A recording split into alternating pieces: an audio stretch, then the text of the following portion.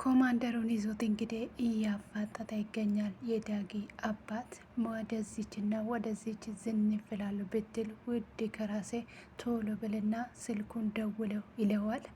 ሰላም ሰላም፣ ውድ ሀገሬ ልጆች ለሁላችሁም ሰላም ብዛላችሁ። ዛሬ እንደተለመደ እንግዲህ የናህም ድራማ ይዤላችሁ ቀርብ ያለው። ድራማውን ከወደዳችሁ ላይክና ሼር ማድረጋችሁን አትርሱ። ስለምትሰጡኝ አስተያየትና ስለምታበረታቱኝ ደግሞ ሳላመሰግናችሁ አላልፍም። አመሰግናለሁ ከልቤ ልል እወዳለሁ። ወደ ድራማ እንግዲህ እኔ እኮ ስለ ልጄ እኔ አይደለሁም ያገትኩት ይለዋል። በል አሁን አለምንም ቅድመ ሁኔታ ደውልና ልጄን አስለቅቅ። አንደኛ ድምፄ ደግሞ እንዳይረጋገብ አንዳች ነገር እንዳያስታውቅ ደውል ይለዋል። እሺ እደውላለሁ ይልና እንግዲህ ይደውልላቸውና ዳግን እንዲለቁ ያዛል። ምን ተፈጠረ ተብሎ ሲጠየቅም ሊቀቁት ብያለሁ፣ ይሄ ትዕዛዝ ነው ሊቀቁት ይላቸዋል። አሁንም እንቀጥላለን ይላል የዳጊ አባት። እንግዲህ ኮማንደሩ ደግሞ አሁን ደግሞ ምን ትፈልጋለህ? ልጅህን አስለቀቁልክ አይደለም እንዴ ይለዋል። እንግዲህ ሸጠቦን እንዴት እንደገደልኮ እያንዳንዱን መረጃ ትሰጠኛለህ ይላል። ካልሆነም ኮማንደሩ ለምንድን ነው እኔና አንተ ማንስማማ ወንድሜ ይለዋል። የዳጊ አባት እኔ እንደ አንተ አይነት አረመኔ ልጅ ወንድም የለኝም ይለዋል። በዚሁ እንግዲህ አባቱ እንደዚህ እያለ እየነበረ ዳግም ይደውላል። ዳግም ሲደውል ልጄ እንዴት ነህ? ምንም አልሆንክም አይደለም? ምንም አላደረጉህም አይደለም? እያለ ይጠይቃል። አባቴ እንዴት አርግተ ግን ከነዛ አረመኔ ሰዎች እጅ ልታስመልጠኝ ቻልክ? ራስህን አደጋ ውስጥ ከተን ነው አይደለም? ይላል ዳግም። አባቱ አይደለም ልጄ ምንም አይደለም ይለዋል። እና ምንድን ነው ድምጽ ብሎ ይጠይቃል ዳግም። አይ ምንም አይደለም ብሎ ይመልስለታል። አንተ ግን ራስን ችግር ውስጥ ከተነው አይደለም ብሎ ይጠይቃል። የዳጊ አባት ግን ምንም ልመልስለት ፈቃደኛ አይደለም። ስልኩንም ዘጋበት። ትንሽዬ ስራ አለችብኝ ብሎ ዘጋ። ዳግም እንግዲህ ይሄንን አላመነም። አባቴ የሆነ ነገር ውስጥ ወርቆ ነው ብሎ አምላኬ ወይ አንተ ጠብቆ እያለ ይማጸን ነበር። እንግዲህ ሸጠቦን ለምን እንደገደልከው ለምን እንዳሰቃየኸው እያንዳንዱ ትናገራለ እያለ እያፋጠጠ እኔ እኮ ነፍሰ ገዳይ አይደለሁም እኔ ግን አላቅም እያለ ይክደዋል። እንግዲህ ለምን እኔና አንተ አንስማማም? ለብር እሰጥሃለሁ ወደ ውጭ ሀገርም አስወጣሃለሁ ይለዋል። እኔ ብርም አልፈልግም ነጻነትም አልፈልግም ፊት ብቻ ነው የሚፈልገው ይለዋል። ወይዘሮ ዝናሽ እንግዲህ ልጄን እያለች ቤት ውስጥ እየሄደች እያለቀሰች እያለ ሌኩን ይመጣል። ሌኩን እንግዲህ ምንድን ነው የሆነው ነገር ብሎ ምንም ስላልሰማ ልጄን እኮ አገቱብኝ ብላ ትናገራለች። ማን ነው ያገተ ብሎ ይጠይቃል። የስንባ ሰዎች ናቸው ይላል። እንግዲህ ደሽተ ምንም ነገር ስላልሰማ ምንድን ነው የሆነው ዳጊ የት ነው ያለው ብሎ ይጠይቃል። ወይዘሮ ዝናሽ እንግዲህ ሲምባ ነው ደውሎ የነገረኝ ልጄ ታግቶብኛል፣ ባኬን ጋሽ ሌኩን እንግዲህ ምንም አድርገ ልጄ ምንም ሳይሆን አስፈታልኝ አደራ እያለች ታለቅስበታለች። እንግዲህ የሰውዬ ጣጣ መቼም ቢሆን አያልቅብንም፣ እንደዚህ አደረገ ምን አገናኘው ከሱ ጋርስ ምን አስገናኘው እያለ እየተሟገቱ ነበረ ሁለቱ። እንደዛ እየተደናገጡ ሳለ ዳጊ ይመጣል። እንግዲህ ዳጊ እያለችው ወይዘሮ ዝናሽ ጮኻ ሁለቱም እንግዲህ አፋፋ አድርጎ እያነከሰ መጣ። አስቀመጡት። እንግዲህ ምንድን ነው ይሆን ክልል እኔ ልጅ ምንድን ነው እንደዚህ ያደረገ ፊት ራሱ እኮ ታቆሳስሏል ይለዋል። እንግዲህ ምንም አይደለውም ተረጋጉ እና እኔ ደህና ነኝ ይላቸዋል፣ ያረጋጋቸዋል። ከዛን ግን ማን ነው ይሄንን ያደረገ? መቼም እኛ እንደሰማኑ የዛ የኮማንደሩ ልጅ ሰው አይደለም ብሎ ይጠይቁታል። እናንተን ደግሞ ይሄንን ማን ነገራቸው ይላል ዳጊ። ይሄንን ሁሉ ያደረገ ኮማንደሩ ነው ብሎ ይናገራል። ይሄ ሁሉ ያደረገ ኮማንደሩ ይሄ ከሆነ ክስ ፊት ለፊት ልናቆም ይገባል ይላሉ ጋሼ ለኩን። እሱ ደግሞ እሱ ምን አይነት እንደሆነ እናንተ አላወቃችሁም እላቸዋል ዳጊ። ሰውዬ በጣም አደገኛ ነው። ከሱ ጋራ መሳፈጥ ማለት ከእሳት ጋር እንደ መግጠም ነው ብሎ ይናገራል። እረ የፈለገ ነገር ቢሆን ይለዋቸዋል። ከምን መሀል እንኳን ኃይል ቢኖረው ከህግ አያመልጥም ይላል። የዳጊ አባት እንግዲህ ኮማንደሩን ጉድ ሰርቶታል። እንግዲህ ያለውን ነገር ሁሉ አናዝዞት እንግዲህ ስልጣኑን እንኳን የሚያስጥል መረጃ ተቀብሎታል። ይሄንን ደግሞ እንዳስታውሰው ማንጋ ቆልፎለት ነው እየወጣ። የእውነት ሲምባ ጀግና ብየዋለሁ። የእውነት ለመናገር እዚህ ጋር የእውነቴን ነው ምላችሁ ከተዋንነት ወጥቼ ወደ ምክር ሲመለስ ማለት ነው። የእውነት ለመናገር ሲምባን አድንቀዋለሁ። እንደዚህ አይነት ያሉ ጥጋበኞችና መንግስት ላይ ተሰርቶ ወይም ደግሞ እኛ ኃይል አለን ጉልበት አለን ብሎ በድሃ ላይ እንደዚህ የሚያሰቃዩትን እንደዚህ አይነት ጀግናዎችና እሳት የለበሱ እንደምን ምጣ የሚያቃጥሉ ሰዎች በምድራችን ላይ ይብዛ ብያለሁ። እውነት በጣም ደስ አለኝ። አቶ ተሰማ መንገድ ላይ እየሄዱ እንግዲህ ከአክስቱ ጋራ ወይም ደግሞ ከእህቱ ጋራ ሲያወሩ የነበረውን እያስታወሰ ነበረ ሲሄድ የነበረው። እንግዲህ ለአንቺ እኔ ማለት እኮ በዚህ ከተማ ውስጥ በጣም የተናኩኝና ሁሉ ነገር የተገፈፍኩ ሰው ነኝ። እሱ ባይኖር ኖሮ ተሰማ ባይኖር ኖሮ እንደዚህ እኮ አልኖርም ነበር ትለዋለች ጋሽ ተሴ። እንግዲህ አንቺ ማለት ምን አለሽ? አሱ እኮ ሁሉን ነገር ነግሮኛል። አባትሽ እኮ ምንም አላወረሰሽም። እሱ ባይተጥሽ ኖሮ አንቺ መንገድ ላይ ትወርቂ አልነበረም እንዴ ብሎ ይነግራታል። አዎ እሱ እኮ ከውስጥ የሚወጣ ይመስልሃል? እኔም እኮ አስታውሳለሁ አውቀዋለሁ። እና ካወሽ ለምንድን ነው እንደዚህ ያደረግሽው? ቤቱን ለምን ወሰድሽበት? ለምንድን ነው እንደዚህ ያደረግሽው ብሎ ይጠይቃታል። ብር አበድሮኝ ነበረ ትለዋለች። እና ስለዚህ እኔ እኮ ያን ብር አበድሮኝ ስለነበረ ቤቱን ደግሞ ነበረ ያያዘው። እንደ ህጉ መሰረት እንግዲህ እኔ ደግሞ ቤቱን ወሰድኩ ብላ ትናገራለች። ገስተሴ ግን ምንም አልተዋጠለትም። ኮስተር ብሎ እያያት ነበረ። እኔም ቢሆን ምንም አይነት ነገር አልተዋጠለትኝም። በእነሱ መካከል ገብታ ያላቸውን እምነት ነገር ወስዳ እንግዲህ ተሴና ተሰማ ልታጣላ ነው ብዬ አስባለሁ። እናንተስ ምን ትላላችሁ? አስተያየታችሁንና እንዲሁም በኮሜንት ላይ አስቀምጡልኝ። እኔ እንደዛ ነው የሚሰማኝ። አምራ ለዶክተሩ ስለ እናት እኮ አውርተኛ አታውቅም፣ እናት ምን አይነት ናት ብላ ትጠይቃለች። ዶክተሩ ደግሞ በጣም አይለኛ ናት ይላታል። ወግ አጣባቂና እንደው እሷ ያለችው ነገር ካልሆነ በስተቀር ምንም አይነት እንኳን ማድረግ የማንችል ናት ብሎ ይነግራታል። እና ብዙ አምራን ደንግጣ የምርህን ነው ስላለች፣ አዎ ነፍሷን ይማርና ከሚስቴ ጋር አንድ ቀን እንኳን ተስማምቶ አያውቁም ብሎ ይነግራታል። የእውነት ለመናገር እኔም ራሱ ለአምራም ፋንታ ደንግጫለሁ። አምራሃም እንግዲህ አዲስ ነገር አግኝቻለሁ እፎይ ብያለሁ ብላ በልቧ እያሰበች፣ እንዲህ አይነት ደግሞ ወግ የሚያጠብቅ ሰው ከመጣ በጣም ከባድ ነገር እንደሚሆን እንግዲህ እናንተም ገምቱ። እንግዲህ እናት ምን አምራን ትወዳለች ወይስ ደግሞ አትወዳትም? ወይስ ይስማማሉ? ጭድና ይሳት ይሆናሉ?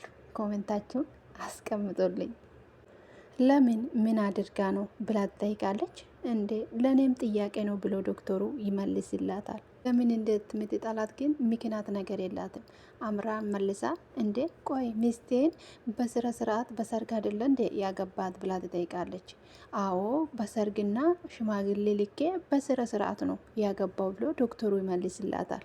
የእናቴ ችግሩ ነገር የከተማ ሴት እንዲያገባ አትፈልግም ብሎ ይነግራታል። እንዴ ማለት እና ታዲያ ብሎ ስጠይቃት እቺ ገጠር ውስጥ እግር ምናምን እያጠበች ጋሼ ምናምን እያለች የምትንከባከባትን እሷን ነው የምትፈልገው። ስንት ሴቶችን እንዳመጣችልኝ አንቺ አታቂም ብሎ ይነግራታል።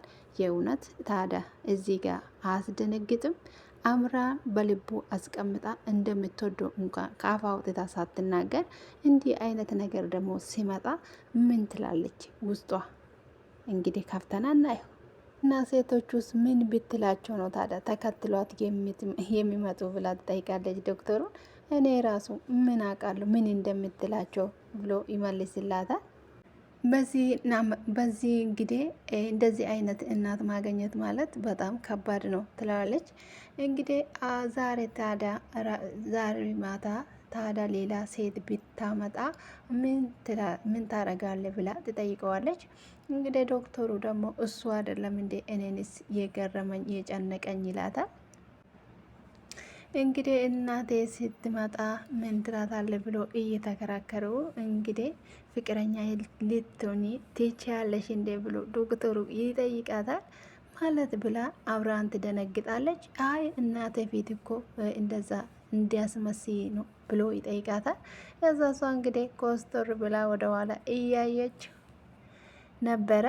ወይዘሮ ዝናሽ እንግዲህ ይሄንን ነገር ማቆም አለብን፣ ከሰውዬ ጋር መጋጨት የለብንም። እንግዲህ ሰውዬ ኃይል እንዳለው እንደሆነ ተናግሯል። ስለዚህ ይሄን ነገር ማቆም አለብን፣ ከኮማንደሩ ጋር መጋጨት የለብንም፣ በቤተሰባችን ላይ መከራ እናመጣለን ብላ አቶ ሌኩንን እየተማጸነችው ነበረ። በዛ ላይ ደግሞ እኛ ቤት ራሱ መከራ ብዙ ነው። በዛ ላይ እህትም መታለች። የኛ ያላለን ራሱ መከራ ይበቀናል ትላለች። ሌኩን እንግዲህ እኛ ብንቀመጥ እንኳን ዳጊ አርፎ የሚቀመጥ ይመስለሻል ወይ ይላታል።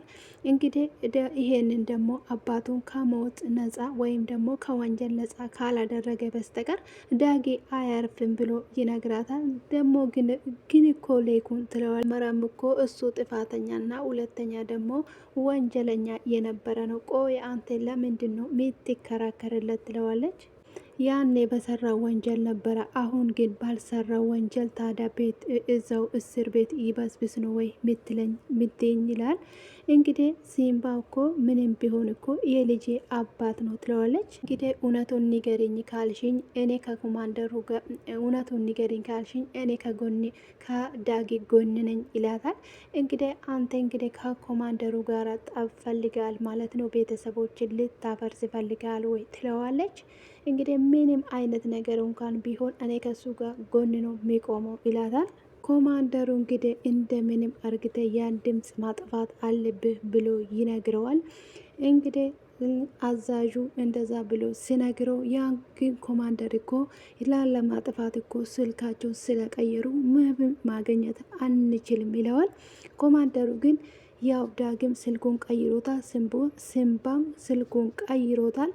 እንዴት አርግቶ ለማግኘት ቀናት ይፈጅብኛል ይለዋል። ይሄ ነገር ደግሞ ካልተገኘ ምስጢሩ ሾልኮ ይወጣዋል ይላል።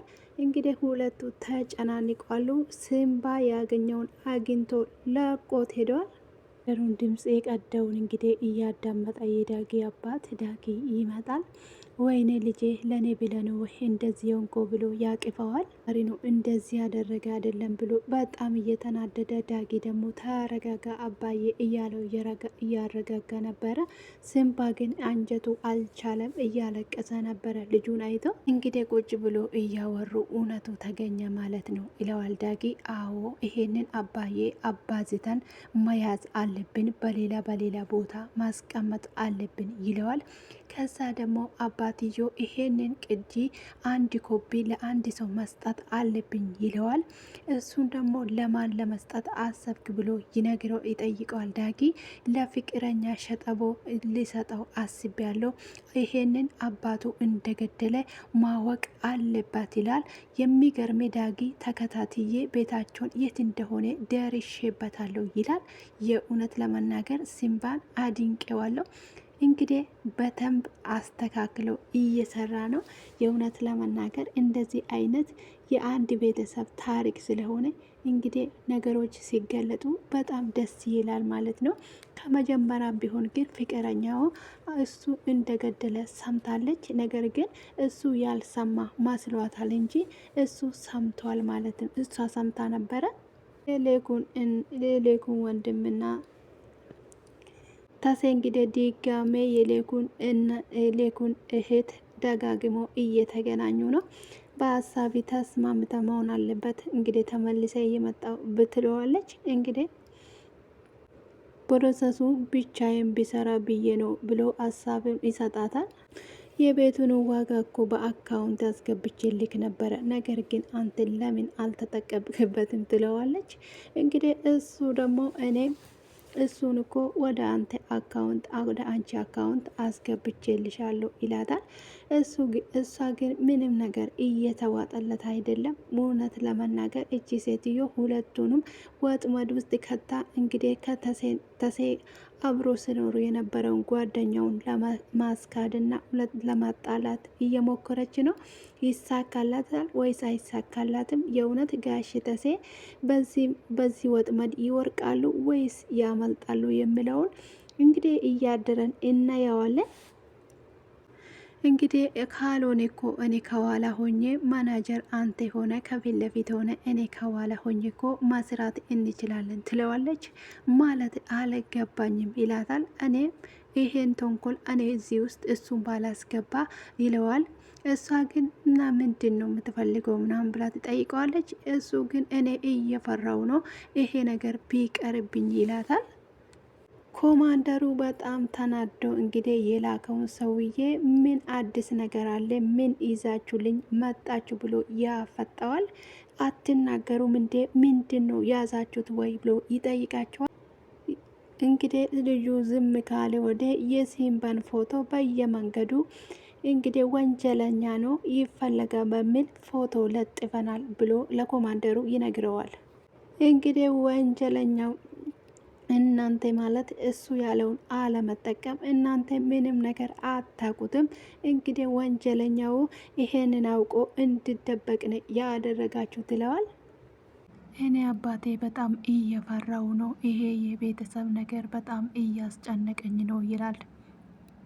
እንግዲህ ለምንድን ነው ማትፈራ? እኔ ራሴ እንደ አባት ፈርቻለሁ ብሎ ጋሽ ሌኩን ይናገራል። ይህ ሰውዬ በጣም ከአቅማችን በላይ እንደሆነና እንግዲህ ብዙ ሰዎች ባለስልጣንን እንደሚያውቅ ተረድቻለሁ፣ ሰምቻለሁ ይለዋል። እውነት ለመናገር እንግዲህ ሁሉም ነገር ላይ ሰው ልጅ ብር ካለውና ታዋቂነት ካለው ምንም ነገር ማድረግ እንደሚቻለው በዚህ ድራማ ውስጥ የሚያስረዳ በዚህ ክፍል ቀጥ አድርጎ የሚያስረዳን ነገር ቢኖር ሰው ልጅ ብር ካለውና እንዲሁም ደግሞ ሀብታም ከሆነ ወንጀል ለመስራትም እንዲሁም ለመፍታትም ለማስፈታትም ብር መኖር፣ ሁለተኛ ነገር ደግሞ ስልጣን መኖር አለበት ባይ ነው እንግዲህ። ስለዚህ ፊት ወይም ደግሞ ያለው ነገር ምንም አይነት ነገር ፍንጭ እንደማይሰጠን ነው እየተናገረ ያለውና በጣም የሚያዛዝን ነው። እውነተኛ እንግዲህ እግዚአብሔር ደግሞ እውነት ቀልጣ አትቀልጥም፣ አንድ ቀን መውጣት አትቀርም። የወጣች ቀን ግን ማንም አያቆማትም። ፖሊስ ቢሆን ወይም ኃይል ቢሆን ማንም ሊያቆማት አይችልም። ኃይል ናትና እውነት ናትና ማለት ነው። ህጉ ስላል ህጉን እንግዲህ ባለስልጣኑ እራሳቸው አይደለም እንዴ የሰሩት ይላል። እውነት ለመናገር ከባድ ነው።